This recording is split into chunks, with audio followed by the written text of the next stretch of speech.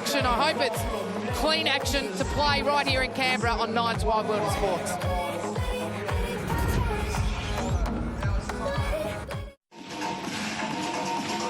Well, welcome back to the coverage here. Suncorp Super Netball. It's been pretty physical here in Canberra.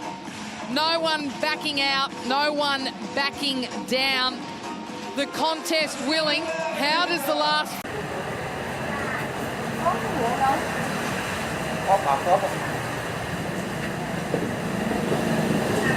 Mình đi chơi với mấy bạn học giỏi mà mình lựa chọn bươn chải, không thích đi học không vô nên mình lấy kinh nghiệm ngoài đời không à.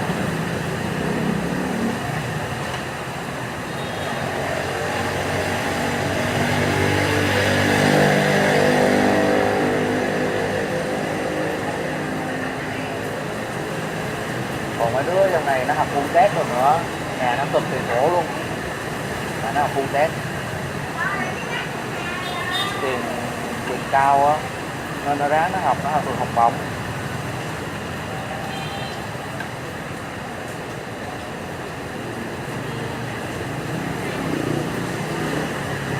Hai đứa thì nó học bổng không?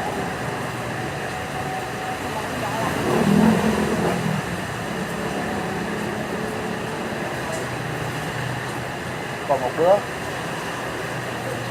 đi học, nó đi học tiếng Anh, vô trung tâm nó học tiếng Anh, xong ông thầy ông dạy á, nó chửi ông thầy luôn, ông có âm sai mà đòi dạy tôi, cho ông thầy mời nó dạy luôn.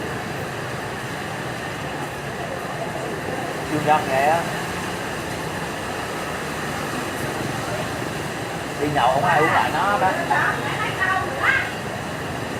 Cái miệng anh xấu lắm kìa, miệng rộng lắm. Uống bia một cái là hết.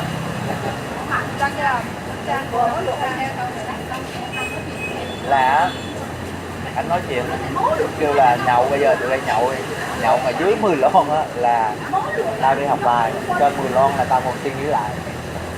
Nói đây có 5 lon là đi hết rồi.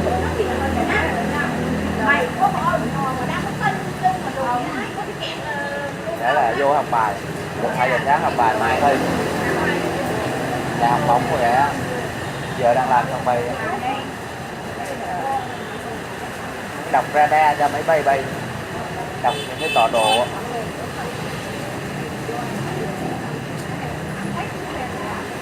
Có công ty riêng rồi, nhà giàu rồi, là Bắc Thành, bè nó chơi cờ bạc.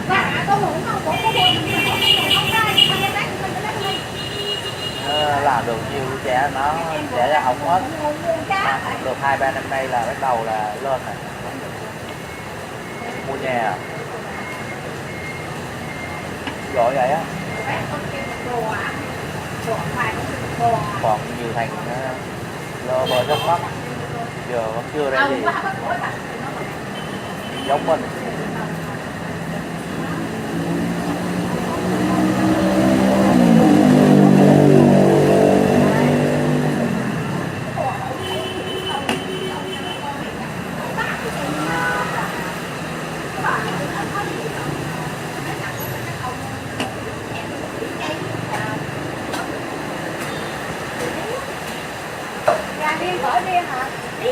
Điền đi dạy ra có kinh nghiệm, Điền đi dạy ra có kinh nghiệm.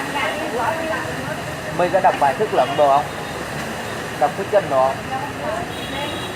Trước lớp rồi nữa hả? Tập cái quay tự tập, mình tập trước đó, đúng không? Mình lấy lại làm kinh nghiệm luôn, nói thiệt luôn á. Hồi xưa mình làm gì cũng hay để vậy lắm. Ví dụ như ảo thuật, mình hay quay game hay là quay video lại, mình làm cái đúng hay không rồi mình mới thực hành cho người ta coi.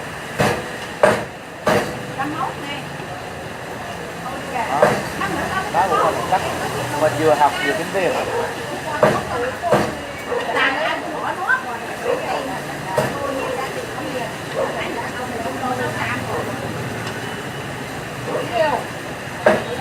Vừa ăn vừa kiếm tiền.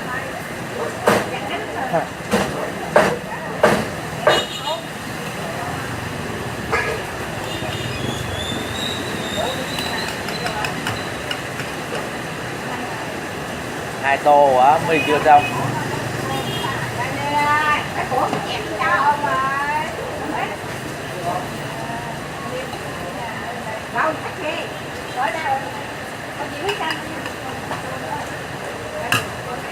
Hết tô. Nghỉ.